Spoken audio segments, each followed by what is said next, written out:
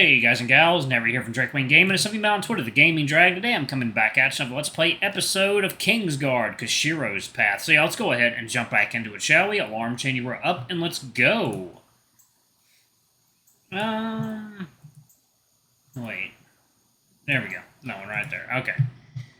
As you approached, several wolf beastmen exited the premises and shivered in the cold air. Their fur looked slightly damp, as though they had just finished taking a bath. When they saw the two of you coming forth, they froze in place and fumbled their belongings. Heisuke waved them by, and they quickly made a path for the two of you. You don't think you would ever get used to this publicity. What is this place? A hot spring. I thought you were taking me somewhere with a bath. You clearly have never heard of one then. This is a place of cleansing. Hopefully enough to get that rotten stench off your body. You knew that you were dirty, but you couldn't have smelt that bad. As you lifted your arm and gave a quick sniff, you found you were right. If anything, he probably was talking about how you still smell like Koshiro. He almost reminded you of yourself and the grudge you carried with Koshiro when you were young. Almost. As you stepped inside, you were met with a thick mist that clouded your vision. The air was hot and heavy, making it difficult to breathe. Old, worn-down wooden floors creaked with each step you made, and everything had a slight earthy scent to it. Large tapestries hung up on the wall, depicting seascapes with mountains in the distance. What really caught your attention were two large wood-carved statues of wolf beastmen towering above you, peaceful yet imposing. Were it not for the steam, you would have mistook them for giant beastmen. Every detail was so intricate, so lifelike, from the curvature of their muscles right down to the individual strands of fur. Their postures mirrored one another, defensive and intimidating, as though they were some kind of guardian. You ignored them as two female beastmen walked out from further in. They too couldn't resist stopping in their tracks once they had a good look at you. Carefully, they backed up and vanished back inside, eyes peeking around the corner to sneak a few looks. Ignore them. Heisuke took to a separate path that opened into a room even hotter and with thicker steam than the last. If it wasn't for the fog clouding everything, you might have, seen everything. There were several more wolfmen here of different shades of grays and browns, all male and all bare like a baby. Some of them were halfway between clothing themselves, and other halfway between getting undressed. One had a towel wrapped around his waist that slipped down to the floor, showing his maleness. You gulped hard as your eyes moved on their own and squinted through the mist. Call it curiosity, or perhaps it was something just more primal, like the way men compare themselves to one another. It was something you had to see with your own eyes. Besides, it wasn't every day that you would get a chance to see what a beastman's tool would look like. You knew for certain there were other men out there who were just as curious as well. Before you were able to see anything, though, Heisuke stepped forth and blocked your view. Leave. At his voice, the beastmen all turned towards Heisuke. He growled low, and they all scattered without a moment's hesitation. You almost believed that he was the one in charge here, with everyone following his commands without question.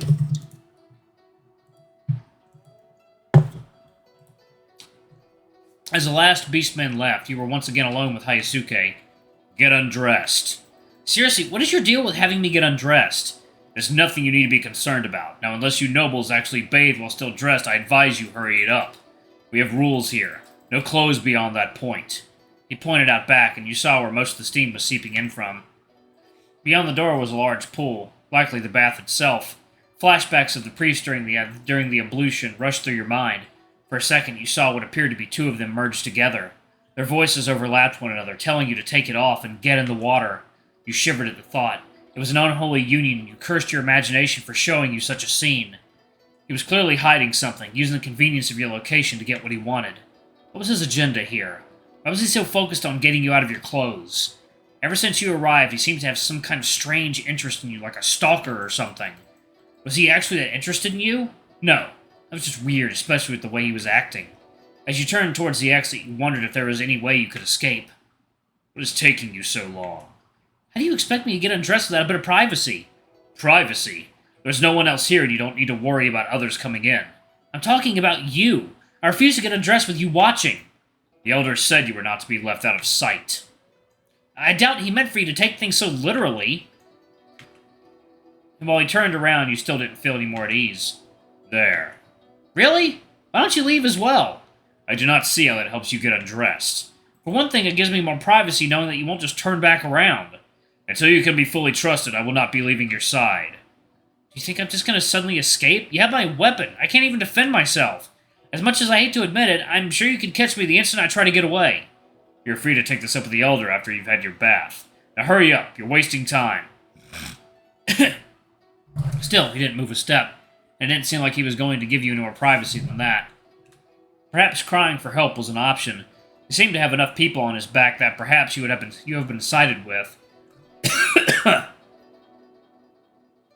there was always a chance that someone else equally as bad or even worse mannered than him would just be your replacement.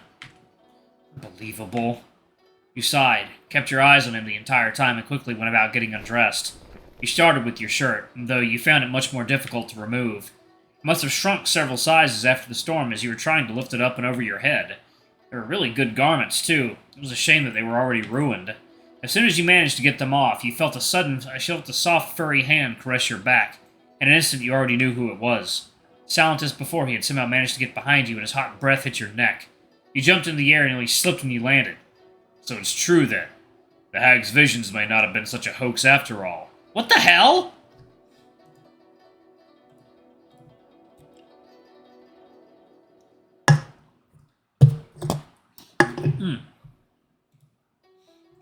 Hayasuke reached out another hand and you slapped it away, surprised that you actually managed to touch it. Clearly you've never heard of personal space. Just, what are you plotting? Explain yourself. You bear a similar scar, one so deep it runs down to your soul. I know now for certain. What are you blathering on about? What do you think you're doing? We are connected, just as she said. As Hayasuke finished undressing, you couldn't help but stare at the enormous scar running along his chest. You grimaced. You could tell it wasn't just any old scratch, either. The wound ran deep. While you could tell that it must have been years since he received such an injury, you could attest to how painful it must have been. He placed his hand on his chest, right over his scar. Like a mirror, it matches your own. You never got the chance to actually see what your own scar looked like, though you imagined it must not have been pretty, especially with how fresh it was. From time to time, though, you could still feel it aching, from shoulder to hip, reminding you of what happened just days before. You wanted to ask him how he got his. Prior to your own injury, you never thought much about scars. There was always an intriguing story behind each one. Some more than with pride, like Ramos, who was so covered in them from head to toe he could have wrote a novel. Aboard the ship, he bragged about them, calling them his battle trophies, reminding him of his victories. Leandros never wanted to talk about his, though, always trying to conceal them as if they were some kind of blight. And lastly, there was Koshiro. He was always a bit difficult to talk to and was always covering up, so you never really saw more than his face. You weren't quite sure what to make of this, so he had a scar that supposedly looked like your own. Was that supposed to have some kind of special meaning to you? I'm sure you could find thousands of people with scars just like yours. I didn't believe in it before, but this is too much of a coincidence. When I first saw you in the shadows, somehow managing to get so close to our village, you were clearly someone not to be trusted. Yet for some reason I knew it, that you were the one, but I couldn't just jump to conclusions. And then you smelled of that Gaijin. Hayasuke spit to the side. It started to come together, and now I've seen that scar. You weren't quite certain what to say. He was half talking to you, half talking to himself. As he closed his eyes and took a deep breath, you could tell he was now in his own world. Perhaps it's still too early to assume. She's just another old senile woman, losing her sight and hearing. How could she possibly foretell the future when she can barely see in front of her? Yet everyone says that everything she has said has come true. Am I the one losing sight here? Every second with this man was making you more and more cautious of him. Though you found it strange for him to talk about the future. Did he happen to see a vision? And who is this woman he kept talking about? Was he involved in a similar incident like you were in with the ablution?